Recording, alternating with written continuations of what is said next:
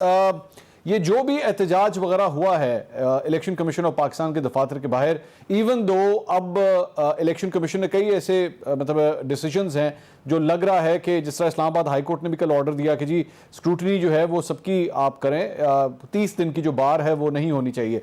मेरा सवाल ये है कि इलेक्शन कमीशन, इस मौजूदा इलेक्शन कमीशन के अंडर अब क्या कोई अगले इंतखाबात हो सकते हैं, या इमरान खान साहब ने इतना डाउट क्रिएट कर दिया है कि अब कम से कम ये वाला इलेक्शन कमीशन अगले इंतखाबात नहीं करा सकता?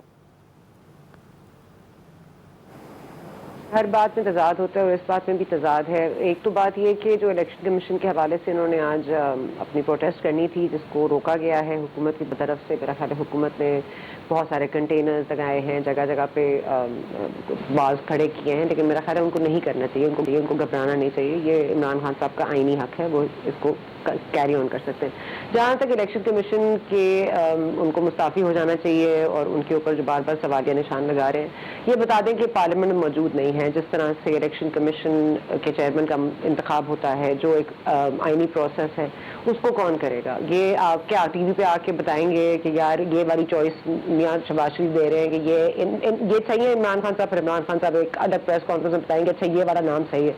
मतलब ये एक पार्लियामेंट में होने वाला तरीका है जिसमें उनको पार्लियामेंट में होना चाहिए और वो पार्लियामेंट में नहीं है। तो अब ये इलेक्शन अगर फौरी भी चाहते हैं तो फिर इलेक्शन कमीशन तो जिस तरह है उसी तरह चलेगा।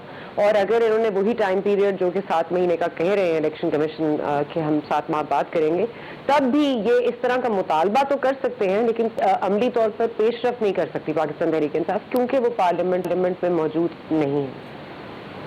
ठीक है, कंवल शोजब साहब भी हमारे साथ हैं। कंवल साहब, इस एहतजाज की ये जो कॉल दी गई थी, मेरे ख्याल में शायद रमज़ान भी था, दोपहर का टाइम भी था, शायद इसलिए भी इतना ज़्यादा क्राउड नहीं देखा जा सका, काफ़ी कम क्राउड था निस्बतन जिस तरह आप लोगों के जलसों में होता है, काफ़ी क्राउड होता है उसके अंदर। मेरा यही सवाल सना बुच्चा साहिबा से था कि क्या इस मौजूदा इलेक्शन कमीशन के अंडर अगले इंतखाबात अगर होते हैं, आप लोग उसे कबूल करेंगे? आप लोगों को इस पर कोई एतराज़ तो नहीं है? बिस्मिल्लाहिर्रहमानिर्रहीम। Thank you very much Mansoor. Crowd काफ़ी था, लेकिन क्राउड को जो मेन जगह बताई गई थी वो बंद कर दी गई थी। इलेक्शन कमीशन के सामने इलेक्शन के कमिश्नर के ख़िलाफ़ जो हम एहतजाज करना चाह रहे थे, वो सना साहिबा ने ठीक फरमाया है कि इतने कंटेनर लगाए गए थे कि सिंगल कंटेनर भी नहीं थे, ट्रिपल की दीवार बनाई गई थी। इतना खौफ देख के मुझे तो खैर काफ़ी खुशी हुई है कि एक कंटेनर के ऊपर दूसरा कंटेनर और उसके ऊपर तीसरा कंटेनर, और मुकम्मल जो है वो दीवारें बना दी गई इतनी बड़ी कि उस तरफ नज़र भी ना आ सके। सो मुझे समझ नहीं आ रही है कि इतना खौफ किस बात का है।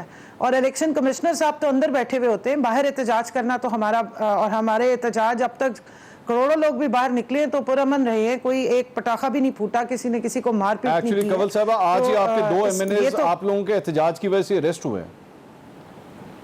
जी, मैं उस पर भी आ रही हूँ।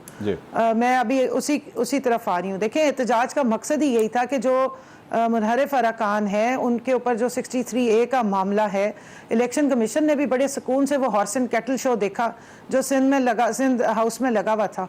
मुझे हैरत हो रही है कि जो 2 मेंबरान ने एहतजाज किया था वो इतना बड़ा गुनाह है कि उनको तो पकड़ के पुलिस 2 मिनट में ले गई, लेकिन जिधर हो रहा था एहतजाज और जिस सिलसिले में हो रहा था वो माशाल्लाह सारी दुनिया को काबिल कबूल है। जहां मंडियां लगती रही, ज़मीर बिकते रहे, ना अदालत उसको सीरियस लेने को तैयार है, वो भी पेंडिंग पे डाल रही है। वैसे यहाँ माशाल्लाह एक नई रिवायत कायम हुई है।